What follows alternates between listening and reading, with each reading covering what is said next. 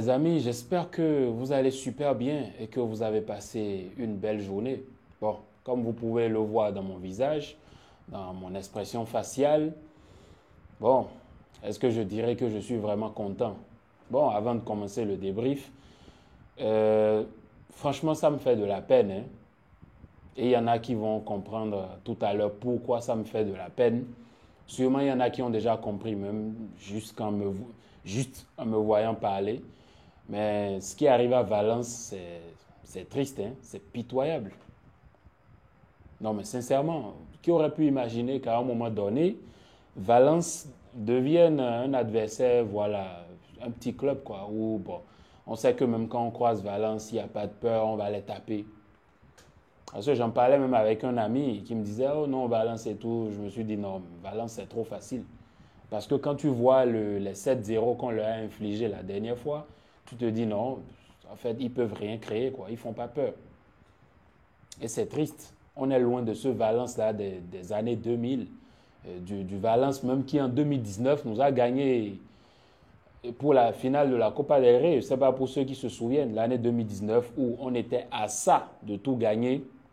Et au final, on a perdu la Champions League et la Coupe du Roi. On a perdu contre Valence et c'était un coup dur. Donc aujourd'hui, quand tu vois Valence, tu te dis, c'est triste. Et vous allez voir le public qui scanne, qui demande la démission de Peter Lim. Le tout, c'est que personne ne veut même racheter des parts du club. Et Peter Lim, il fait ce qu'il veut. Tout le monde lui dit go home, il est là, il est tranquille, il est pépère. Même ses associés, à un moment donné, ne voulaient pas injecter de l'argent. À un moment donné, même Valence voulait déposer le bilan. C'était compliqué.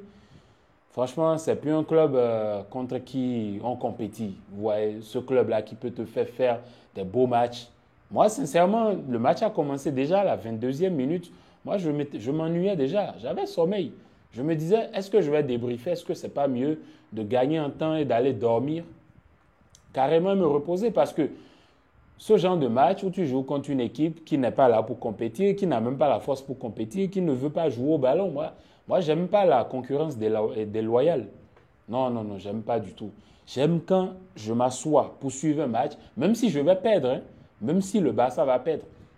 J'aime les adversaires qui viennent et qui opposent résistance. Mais voilà, Valence n'a pas du tout voulu opposer résistance. Et j'ai envie de dire une chose aussi. Actuellement, vous imaginez quand même que toutes les équipes, pratiquement toutes les équipes, quand elles croisent le Barça, elles ont peur. Et surtout les grands clubs, hein, les gros clubs, là, eux tous, ils ont peur. Peut-être les petits clubs, eux, ils savent qu'ils vont défendre, bloc bas, double rideau, tout ce que vous voulez. Mais les grands clubs, dès qu'ils croisent le Barça, eux tous, ils ont peur.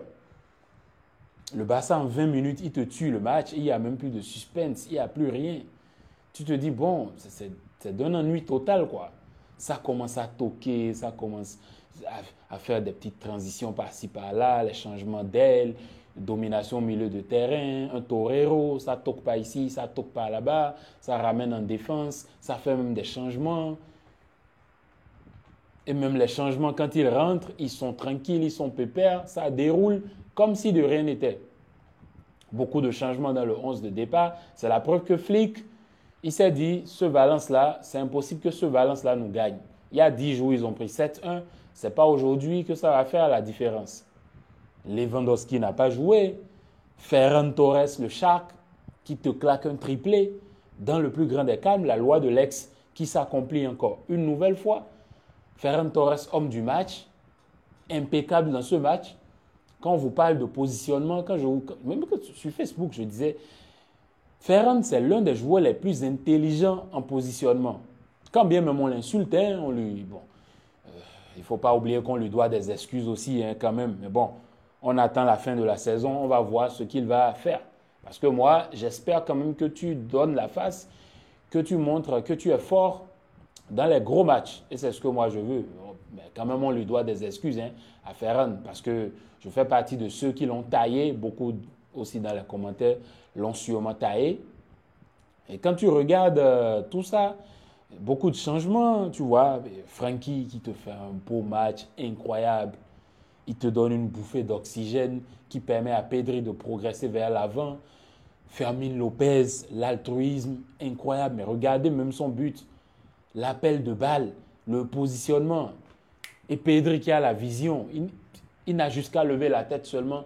Il le voit faire l'appel de balle, il dit bon ok je te la mets là-bas et rien ne se passe. Pedri encore aujourd'hui impeccable, incroyable, masterclass, balle au pied, conduite de balle, tempo, gestion des temps forts et des temps faibles, gestion du tempo, prise d'information, tac tac, il t'élimine, une, deux, il donne des passes, il distille les passes, il les distribue comme si de rien n'était. Incroyable. Koundé qui te fait un match impeccable, Koubarsi qui sort à la mi-temps, Inigo qui entre, Koubarsi ne fait pas un mauvais match, mais Inigo qui entre après, en mode bandit, lui, je ne sais pas, hein, que quelqu'un m'explique dans les commentaires la médecine aujourd'hui, quoi. On dit Inigo, c'est 5 semaines. Mais Inigo, je ne sais pas, il s'est blessé il y a 2 semaines, si je ne me trompe pas, parce qu'il est déjà de retour. On nous a dit, Marc Bernal, c'est déjà la fin de saison, mais il commence déjà pas à s'entraîner. Je ne sais pas ce que les gars, là, on leur injecte. Qui se souvient de la période de la Covid, là? La période de la Covid, on dit le gars a la Covid aujourd'hui, 3 jours après, il n'a plus la Covid. C'est bizarre. Inigo qui rentre comme un bandit, comme si de rien n'était. Des barrières, défense stratosphérique, impeccable, lecture. Il revient encore avec le piège du hors-jeu. Il faut voir le nombre de hors-jeu dans lequel Valence est tombé encore. Près de 10 hors-jeu. Incroyable. Baldé qui filtre une belle passe pour Ferran Torres. Beau match de Baldé. Rafinha qui j'ai trouvé un peu timide, quand bien même il s'en sort avec 2 passes décisives. Ce n'est pas le Rafinha qu'on a l'habitude de voir si participatif et tout. Bon, aujourd'hui, ce n'était pas vraiment ça. Le Barça résout le match même sans avoir eu besoin de Lamine et de Rafinha. C'est là il faut voir que même les remplaçants ont envie de... En fait, c'est des remplaçants qui aspirent même à être titulaires. Qui revendiquent, qui se disent « Ok, je peux être titulaire, mais je suis au banc. » Incroyable. Domination totale en défense, milieu de terrain. Chesney aussi au goal, sollicité 1 ou 2 fois, mais il n'y a pas de problème. Avec la quantité d'orge qu'il y a devant, rien ne se passe. Et Chesney, j'ai envie de dire un truc que j'aime beaucoup chez lui. D'ailleurs, quand il sait qu'il ne peut pas faire quelque chose parce qu'il n'est pas vraiment bon balle au pied et tout, il ne se complique pas la vie, il dégage la balle. Je vois des gens qui se moquent de lui sur les réseaux et tout, en mode Chesney, qu'est-ce qu'il fait et tout. Mais on sait que c'est un pro.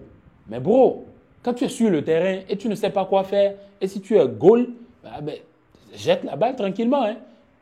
Tu ne te compliques pas la vie. Après, de l'autre côté, vous avez Lamine Yamal aussi qui claque un but. Lamine, je pense, bon, son but, ils ont vraiment cherché à la lui donner par tous les moyens parce que il faut voir, Lamine, il a essayé, il voulait son goal aujourd'hui, mais au final, il s'en sort avec son but. Et c'est bien pour le mental, c'est bien pour l'équipe. Au final, le Barça qui gagne, qui l'emporte et qui se qualifie pour les demi-finales. Moi, perso, ces demi-finales-là, j'apprécie. Pourquoi? Parce qu'il faut voir la qualité des équipes qui sont présentes. Le Real Madrid, l'Atlético Madrid, la Real Sociedad et le Barça. C'est clair qu'en demi-finale, on aura 2 affiches incroyables. Moi, je voudrais bien un classico parce que à l'heure actuelle, c'est mieux un classico pour nous que de croiser un Atlético Madrid. Un classico serait le mieux. Encore que je pense que ce sera un aller-retour, si je ne me trompe pas. Bon, vous allez me dire dans les commentaires si c'est aller-retour ou pas. Je vais aussi vérifier tout ça après. Mais bon, en vrai, pas vraiment grand-chose à dire pour ce match. Hein, domination totale du Barça. Et puis voilà, même les changements, ceux qui sont entrés aussi, ils ont fait du bien, que ce soit Ktofor, Gérard Martin, tous ils ont montré une belle face. Dani Olmo aussi, bof. Il n'y a pas grand-chose à dire, hein, pas de surprise. Le Barça devrait remporter ce match face à un Valence qui me fait vraiment de la peine. Pour ceux qui ont suivi, pour ceux qui sont anciens comme moi, qui ont commencé à suivre le football tôt, franchement, Valence, ils sont tombés vraiment bas et c'est triste. Et c'est triste. La preuve, Malaga aussi, ils sont en 2e division, 3e division actuellement. Voilà des clubs qui te causaient des soucis avant, mais qui aujourd'hui... Bon, tout ça, c'est le foot aussi. Hein. Et voilà, c'est ce qui fait la beauté de ce sport. Allez, c'était tout pour la vidéo. N'oubliez pas de me dire dans les commentaires ce que vous avez pensé de ce match, vos tops, vos flops, comme d'habitude. Et surtout, n'oubliez pas de partager sur toutes vos plateformes, Facebook, YouTube, les groupes WhatsApp.